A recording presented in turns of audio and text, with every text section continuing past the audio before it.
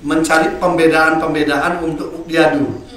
Itu cukup banyak dan hampir sebenarnya itu dipicu oleh berbagai ritual politik yang terjadi. Oke, kalau saat ini generasi muda tidak pernah lepas dari gadget, Pak.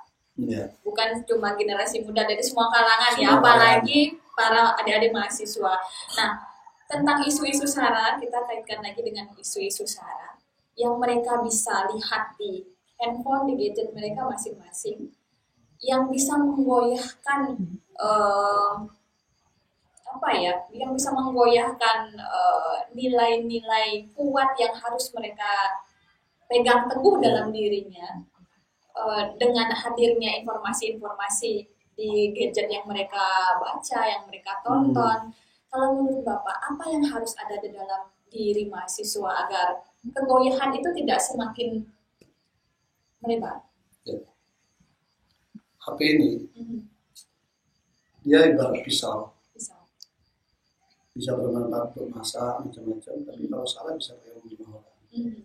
Begitulah gadget. Kalau kita bisa manfaatkan dengan baik, dia punya nilai ekonomis, menghasilkan banyak hal. Tapi kalau tidak, dia akan membuang banyak hal, membuang waktu, membuang uang, membuang kesempatan, dan menambah musuh, menambah mati. Tergantung kita. Kita pegang benda ini untuk apa? Kalau benda ini kita pegang untuk punya nilai tambah pada diri kita, ya berikan nilai tambah. Apa nilai tambahnya? Cari pengetahuan. Ada Google, ada macam-macam. Dari itu, cari semua pengetahuan yang bermanfaat. Cari semua informasi. Cari semua panduan-panduan yang bisa untuk bekal kita menghadapi hidup. Kalau ada isu macam-macam, kita ikuti, pelajari. Kalau nggak penting, lewatin. Jangan buang waktu kita untuk hal-hal yang tidak positif. Tapi kalau ada peran untuk mencerdaskan sesuatu atau menambah persaudaraan, guyon, itu bisa lewat sini. Ini juga bisa pakai sarana untuk simbang rambut teman kita yang jauh. Teman-teman kita jauh nggak bisa kontak, lewat ini merasa dekat.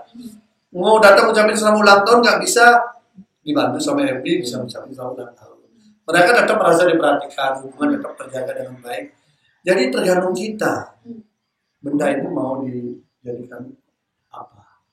Nah, misalnya hari ini timelinenya tentang isu SARA, satu isu SARA, besok itu terus. Nah, apakah kita perlu, misalnya seperti Bapak sampaikan tadi, jangan usah lewat aja. Tapi kalau berkali-kali itu misalnya, apakah kita perlu cross check atau kita apakan informasi yang ada itu, Pak? Kalau saya biasanya, saya begitu punya sikap. Saya sampaikan sikap saya di dunia medsos ini beritanya sangat banyak. Jangan kita terjebak di situ saja, cari aja komunitas lain. Kalau di grup medsos ini misalnya isinya sumpah serapah saja, ya karena Anda bukan sumpah, bukan serapah, pergi saja dari situ, cari tempat lain. Komunitasnya luar biasa, hobi banyak apa. Saya lihat ada komunitas pencinta anjing juga banyak. Oh, lihat bahwa dia ini ada komunitas bonsai juga banyak, ada komunitas yang suka diskusi. Jadi kita bisa memilih di sini, ibarat memilih menu makanan, kita bisa memilih menu yang mana saja. Kalau kita nggak suka yang pedas, jangan makan banyak cabai. Ya begitu juga dunia medsos ini, udah jangan kita paksain. Saya lihat, wah udahlah, ini orang baru nongol langsung pukul dada, seakan paling ini, udahlah, tinggal aja. Orang tuh uring-uringan kita dimarah-marah, udah tinggal aja. Yang sehat, yang waras ngalah. Kan gitu. Oke. Sekarang yang operasional sekali, Pak. Yang operasional sekali untuk kalangan adik-adik mahasiswa. Jadi kita tidak bisa memungkiri bahwa kita selalu ada dalam sebuah perbedaan. Tapi sekarang bagaimana trik membangun sebuah mindset agar kita bisa diterima dengan baik dalam sebuah komunitas. Misalnya seperti yang Bapak kepengen ke sebuah hobi, ke komunitas sebuah hobi, atau kepengen mencari ilmu di sebuah komunitas. Dan sekarang bagaimana agar kita memiliki mindset yang baik di dalam sebuah perbedaan, agar diterima dengan baik dengan tujuan kita.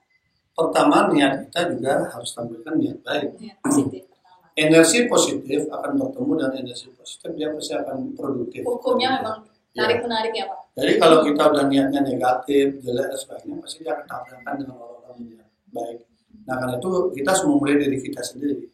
Nah setelah itu kita masuk ke sebuah komunitas, carilah informasi yang positif yang bermanfaat bagi kita. Jadi gini, satu hari itu ada 24 jam.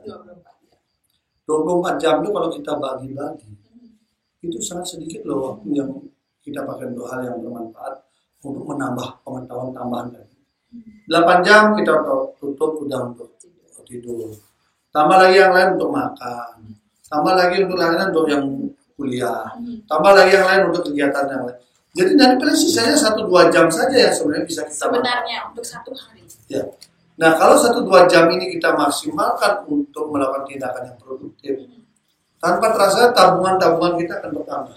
Tapi kalau kita buang semua waktu kita, setiap hari kita buang waktu kita, tahun-tahunnya kita sudah tua. Ya, tanpa kita sadari. Tanpa kita sadari, 1 tahun itu berjalan dengan sangat cepat. Akhirnya akan lewat. Nah, pengalaman saya sangat bersyukur bisa kuliah di Jawa waktu itu, jauh dari orang tua, kos, dengan segala suka dukanya. Tetapi kemandirian itulah dilatih. Dan satu hal, kita tidak pernah ngeluh. Tapi kita coba belajar, termasuk bagaimana kita berinteraksi dengan sahabat kita dari Madura, dari Madiun, dari Kalimantan. Karena bulan kos-kosan saya itu benar-benar Nusantara, dari mana-mana gitu.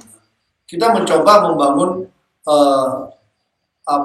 cara berkomunikasi, dan akhirnya di situ saya baru belajar bahwa kita walaupun kita minoritas dan sebagainya, orang tuh melihat kita bukan karena minoritas atau tidak, tapi siapa kita. Kalau kita itu bisa diterima, maka saya belajar banyak di situ. Dan itulah kemudian saya jadikan metodologi berinteraksi di mana saja. Sampai akhirnya ketika saya tugas di Jawa, di Jakarta, misalnya ketika saya di Senayan, sendiri pun saya orang Bali, orang Hindu, saya bisa dipercaya memimpin waktu di DPR misalnya, kita menjadi ketua komisi 3. Sendiri orang Hindu, satu pun tidak ada. Sendiri orang Bali, satu pun tidak ada. Tapi diterima kita. Ketika saya di DPD RI, hampir nyaris beberapa jabatan ketua saya pegang dengan berbagai alat kelengkapan. Jadi dari panja perancang undang-undang, dari badan kehormatan, kemudian dari panja urusan legislasi daerah. Jadi hal-hal yang masalah selalu malah saya dikasih. Padahal kita minoritas. Artinya apa? Bukan problem minoritas, mayoritas, tapi bagaimana kita menempatkan diri dengan kualitas, dengan integritas, kualitas, belajar kuncinya. Belajar, tidak mengeluh, kemudian menyiapkan diri bahwa persaingan ke depan ini sudah berat lah. Tidak ada waktu kita untuk mengeluh. Kalau mengeluh itu adalah 50% kegagalan. Jadi kalau kita mau berhasil, jangan mengeluh, tapi anggap itu tantangan. Jadi saya tidak pernah berpikir setiap beban yang diberikan pada saya keluhkan. Itu prinsip diri saya. Yang pertama, ketika ada kewajiban baru dalam diri kita, saya anggap tantangan. Sehingga misalnya kayak di DPD RI, Badan Kehormatan diganti dari Pak M. Fatwa, kemudian kepada saya. Saya tata itu lembaga karena ada banyak masalah. Selesai, saya tinggalkan, pindah tempat lain, saya dipilih lagi aklamasi. Jadi pindah tata lagi. Jadi bisa kita melakukan itu. Nah, begitu juga hari ini misalnya saya jadi sekjen partai. Yang belum pernah dilakukan oleh orang Bali. Didapat oleh orang Bali. Ya kita tanpa minta. Tapi oranglah menganggap kita dianggap pantas di situ. Jadi kita anggap tantangan. Kita lakukan itu sebaik-baiknya.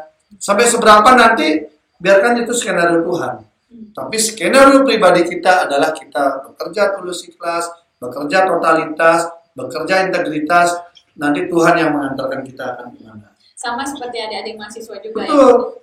Ada adik mahasiswa sekarang, waktunya jangan hanya berpikir kuliah itu hanya belajar di kampus selesai, tidak. Belajar yang terbesar adalah setidaknya pengetahuan. Belajar terbesar adalah keterampilan. Keterampilan apa? Keterampilan mengelola masalah, bisa berorganisasi, keterampilan berinteraksi dengan sesama, kita bisa tepus seliru, toleransi, tidak mau menang sendiri. Ini adalah melatih diri kita, bukan melatih orang lain. Kemudian kalau kita melakukan sebuah penyikapan yajnya misalnya, jangan sekali berpikir kalau kita membantu orang itu bahwa kita membantu orang, jangan. Dibalik. Jadi saya, ya Tuhan, saya bersyukur hari ini saya bisa mengurangi dosa saya dengan saya melakukan perbuatan yang baik. Jadi sebenarnya itu untuk kembali kepada diri kita. Kenapa? Teori karma itu kembali pada diri kita. Kalau adik-adik mau dari sekarang melakukan itu, maka di ujungnya nanti investasi karma yang kita tanamkan hari ini, di ujungnya nanti menjadi berbuah keberhasilan. Jadi waktu saya kuliah ini cerita ya, saya pun baru merenung kok bisa begini. Baru saya ketemu jawabannya investasi karma. Jadi waktu saya kuliah ini punya pacar. Kita pacaran. Semester 2 kita udah pacaran lah kan gitu. Semester 1 baru jalan. Kami berarti kalau seperti Pak De semester 2 baru boleh pacaran. Ya, tapi kayaknya nih SMA udah pada pacaran semua. Tapi prinsipnya begini. Ketika saya pacaran, orang lain tuh pacarannya pasti nongkrong. Nonton, makan, apa. Saya punya sesuatu yang berbeda. Jadi kalau saya malam minggu itu, saya ke desa. Di desa yang banyak umat Hindunya, yang biasanya waktu zaman saya itu perlakuannya diskriminatif. Listrik nggak ada, jalannya rusak, umatnya pendidikannya kurang. Kita datang ke situ. Datang ke situ, duduk dengan umat, tokoh-tokoh umat, ngobrol. Akhirnya apa yang bisa kita bantu dikit, kita carikan tokoh-tokoh. Jadi kita bergerak dari itu. Malam minggunya ke sana. Kebetulan pacar saya agama lain. Ada agama lain, bingung juga kan. Saya bilang, inilah kebahagiaan saya. Kalau mau ikut silakan, ya gitu lagi tuh. Tapi karena mungkin saya terlalu ganteng waktu itu, diikuti lah kan. Kan begitu. Akhirnya singkat cerita, sesuatu yang menurut teman itu sia-sia. Karena berapa teman ada Tuhan gaya, itu cuma gaya. Mungkin bersenang-senang, lebih baik bersenang-senang daripada begitu. Tapi saya memilih itu. Sampai kemudian karena terlalu sering kita di desa, sering kita menghadapi masalah kan. Orang mau kawin, KTP-nya dipersulit. Orang mau ini, pokoknya asal untuk berbau Hindu dipersulit. Ya kita dampingi itu kan. Dengan pacar Bapak? Iya, bersama-sama kan. Nah, pacar saya orang Jawa. Jadi karena di sana banyak kadang-kadang nggak bisa bahasa Indonesia, maka saya jadikan dia penerjemah kan. Sekaligus belajar agama juga kan, menerjemahkan ke bahasa Jawa. Lama-lama akhirnya saya baru sadar, ternyata tidak ada energi yang hilang. Waktu saya yang hilang, tenaga saya yang hilang, mungkin bekal saya yang habis, karena untuk kegiatannya sebenarnya bukan saya nikmati. Ternyata itu hanya saya sedang menanam benih, bibit, yang kemudian pada saatnya nanti saya nikmati. Dan saya baru sadar itu semua ketika saya menikah, saya menginginkan sesuatu, dimudahkan. Hal sederhana saja. Ya Tuhan, semoga saya bisa punya anak 4. Ini sederhana, bukan urusan nafsu nih, tapi urusan konsep ini.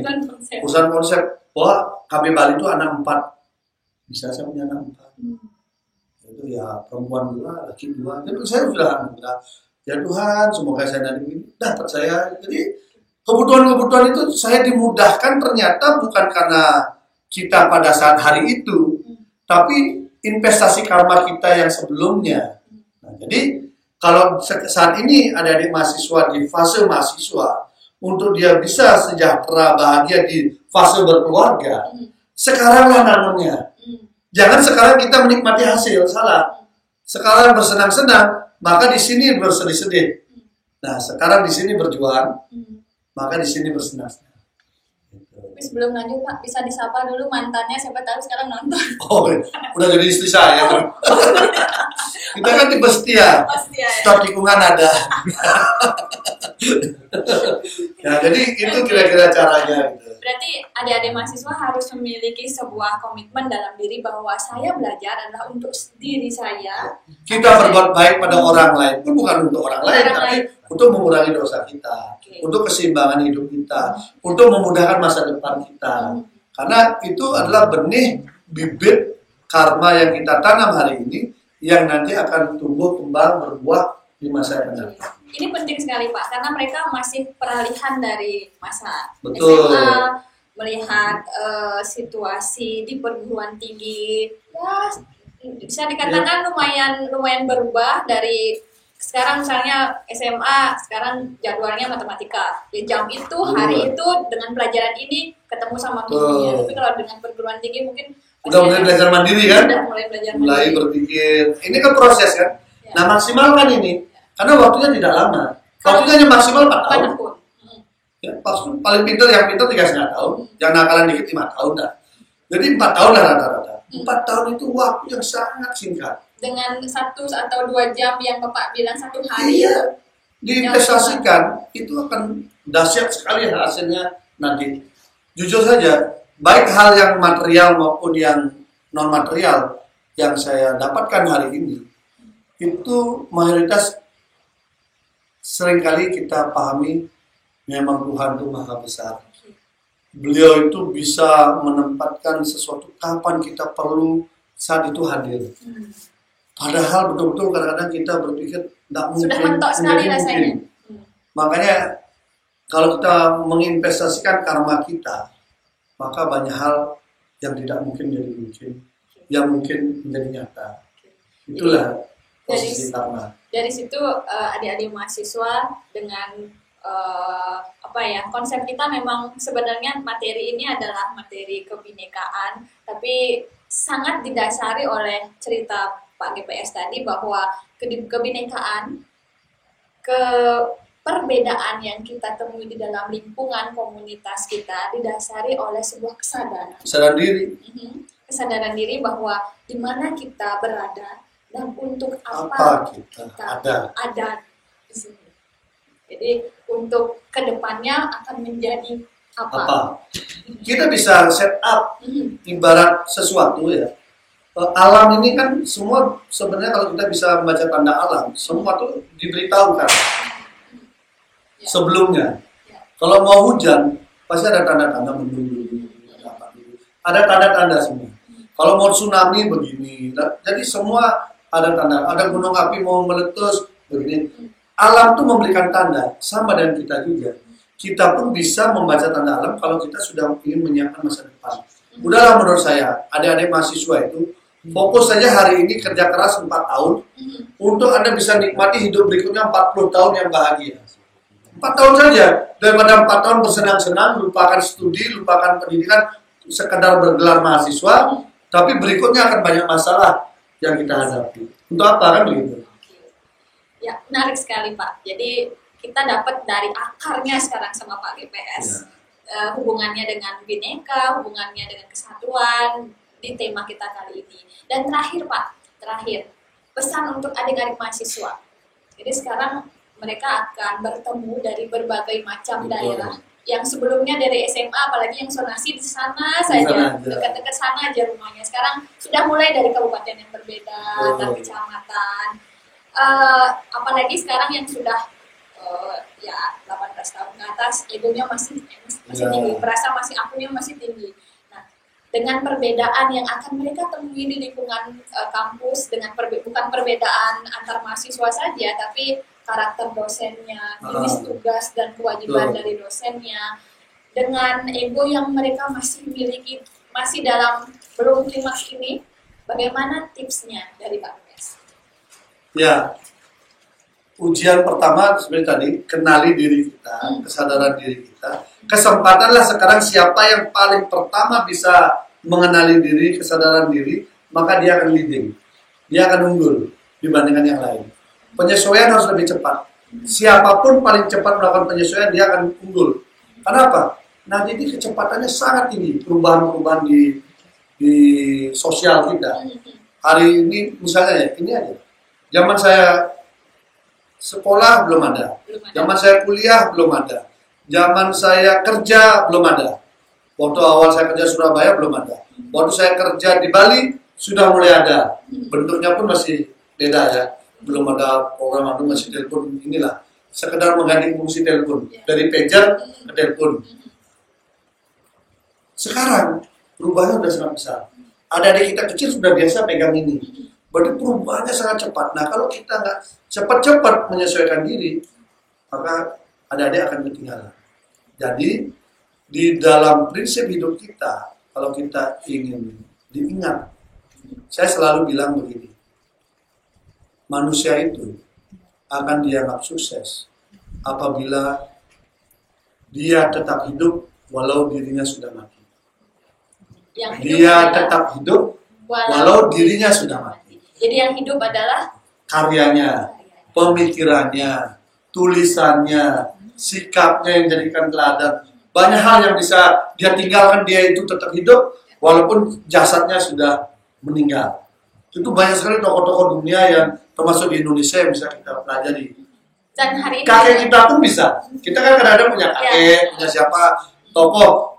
Ada hal yang diberikan contoh, itu bisa jadi panutan. Walaupun sudah meninggal, tetap kita ceritakan. Dulu tuh kakekmu begini loh, dulu nih kan nenekmu begini loh. Kan perbuatannya yang ini kan. Dan yang pasti yang diceritakan itu adalah yang positif. Makanya itu ada di mahasiswa, berbuatlah sebanyak mungkin ya positif, agar ketika nanti kita sudah berhasil, ketika kemudian nanti kita meninggal, kita tetap merasa hidup oleh keturunan kita.